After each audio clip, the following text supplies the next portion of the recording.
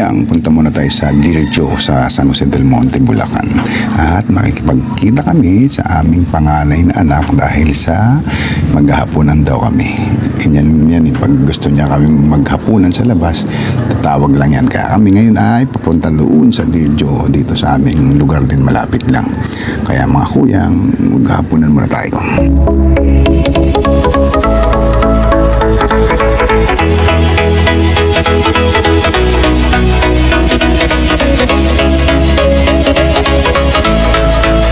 Dito na kami ngayon sa Dear Joe mga kuyang at magpapark lang ako, tapos pupunta na kami kung saan nakapesto yung aming panganay at siyempre order tayo ng pagkain at kain tayo dahil sa masarap daw pagkain dito, kaya niyayaya niya kami na dito kami maghapunan ngayon.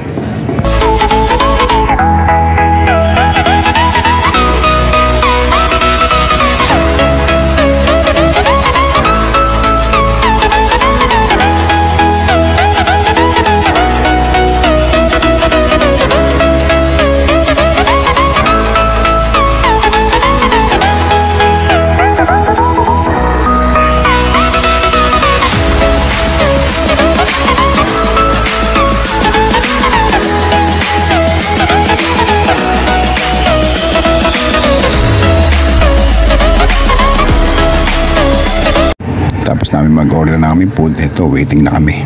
Serving dito eh. Inform na lang nila kami pag okay na yung food namin. Kaya waiting lang kami mga kuyang. Napakaganda ng lugar kaya hindi ka maiinip habang naghihintay ka ng food mo. Sa lugar pa lang maligaya ka na eh. Pwede ka lang dito magpa-picture. At ito na nga yung food namin matapos ko itong kunin dun sa baba. Kaya maya lang ay kakain na kami mga kuyang. Ang sarap ng aming food ngayon na in-order. At ito yung boss ko. Yung aming pangalan naming anak na manlilibre sa amin ng aming pagkain. Pag may panahon kayo, dalaw kayo dito sa Big Joe. Masasarap ang pagkain dito tsaka yung lugar talaga. Matutuwa kayo sa lugar.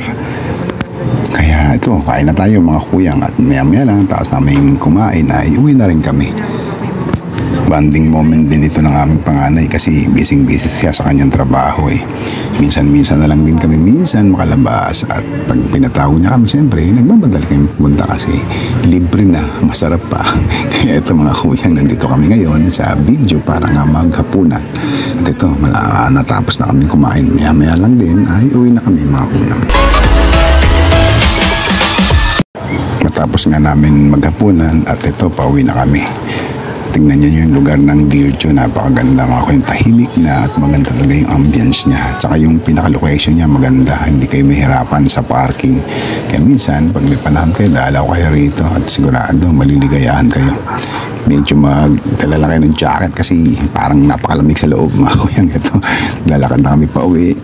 Yung aking panganay ay may dalang sasakyan at ako naman ay nakamotor, kaya yung misis ko sasama na sa panganay ko, samantalang ako dito sa motor ko na ako na lang mag-isa. Malapit lang din naman ito sa amin eh, mga 20 minutes lang nasa bahay na kami. Ito yung motor ko, ako lang mag-isa muna dito dahil doon na yung misis ko sasama sa kanyang panganay na anak mga kuyang. Kaya ito, hanggang dito na lang ang aking simpleng vlog mga kuyang. See ya!